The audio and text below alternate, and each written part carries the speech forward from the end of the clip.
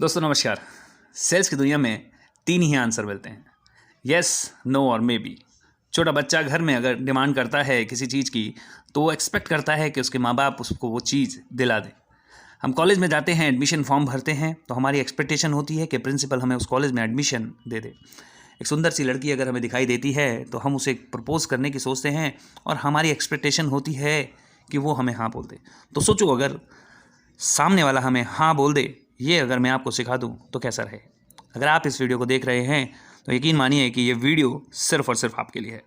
Network marketing में भी यही होता है दोस्तों। यही हम चाहते हैं कि हम किसी को बिजनेस प्लान दिखाएं और वो हमारे साथ ज्वाइन हो जाएं। आज मैं एक जादुई टेक्निक आपको सिखाऊंगा कि सामने वाले से कैसे हाँ बुलवाएं। जब आपको कोई ना बोलता है तो आपको कैसा महसूस होता है? लगता है जैसे जैसे सब कुछ खत्म हो गया हो, राइट।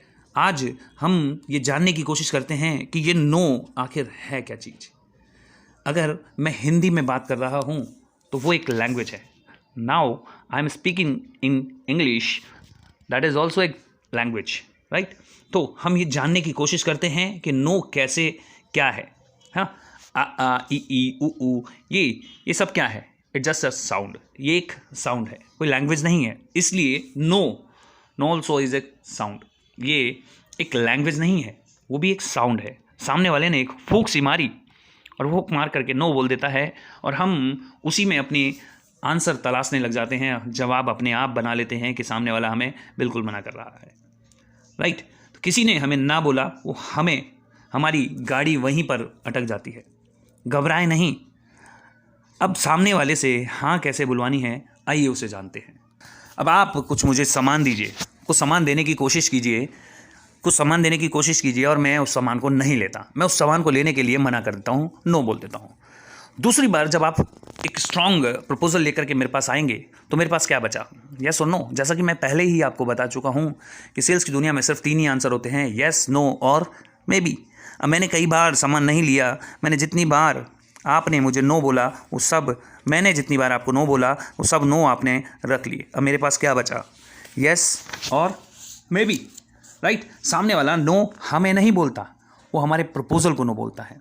और जब भी हम किसी प्रपोजल को बिना सीखे समझे, उसके बारे में जाने, किसी को बताने लग जाते हैं, सामने वाला क्या लगता है उसके समझ में आएगा? नहीं, नेवर, कभी नहीं आएगा। क्योंकि उसकी समझ में वो चीज़ें अच्छी तरीके से आने वाली नहीं है, क्योंकि अधूरा ज्ञान हमेशा खतरनाक होता है। वहीं अगर हम किसी सीनियर के साथ उसको वो बिजनेस प्लान समझाने जाते हैं या कोई प्रपोजल हम सामने वाले को देते हैं तो उसके सारे सवालों के जवाब उसे मिल जाते हैं। तो क्या लगता है उसका जवाब क्या होगा? यस, ऑफ कोर्स, यही बोलेगा वो, यस, राइट। जब कभी भी आप किसी के पास जाएं तो अपना प्रपोजल इतना स्ट्रॉन्ग करके जाएं, इतनी तैयारी करके जाएं कि सामने वाला क्या आपसे सुनना चाहता है। वो चाहता है कि आप उसे मनाएं इस बिज़नेस के लिए। वो चाहता है, वो अगर आपका बिज़नेस प्लान समझ रहा है, अगर वो आपके सामने टेबल पर बैठा है, इट मीन्स कि वो आपसे सुनना चाहता है। आप उसको मनाएं, ये वो चाहता है। नो तो वो पहले ही आपको बोल चुका है। अब उसके पास क्या बचा? यस और मे बी।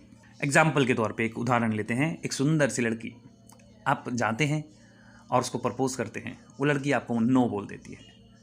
दोबारा जब कभी आप उसके पास जाएं, अपना प्रपोजल स्ट्रॉन्ग कर लें, या आप सपोज मान लेते हैं कि आप मर्सिडीज़ कार से उसके पास जाते हैं और उसे जाकर के बोलते हैं, दोबारा जब आप उसको बोलते हैं कि मैं चाहता हूं कि तुम्हें दुनिया की सैर कराऊं, क्या लगता है अब मना करेगी? नो तो वो पहले ही आपको बोल चुकी है। अब तो उसके पास सिर्फ 2 आंसर बचे हैं, यस और मे बी। ऑफ कोर्स वो यस बोलेगी। तो दोस्तों ये सिंपल सा तरीका है कि जब भी आप किसी के पास, एक बार अगर कोई आपको नो बोल देता है, इसका मतलब ये नहीं है कि उसने वो आपको मना कर दिया। दूसरी बार आपके पास ऑप्शन है, जब आप उसके पास जाएंगे तो सिर्फ 2 ही आंसर मिलने वाले हैं, यस और मे बी। तो दूसरी बार जब भी आप किसी के पास जाते हैं तो अपना प्रपोजल इतना स्ट्रॉन्ग करके जाएं कि सामने वाला आपको मना करने के लिए उसके पास कोई ऑप्शन ही ना हो। Well, thank you very much.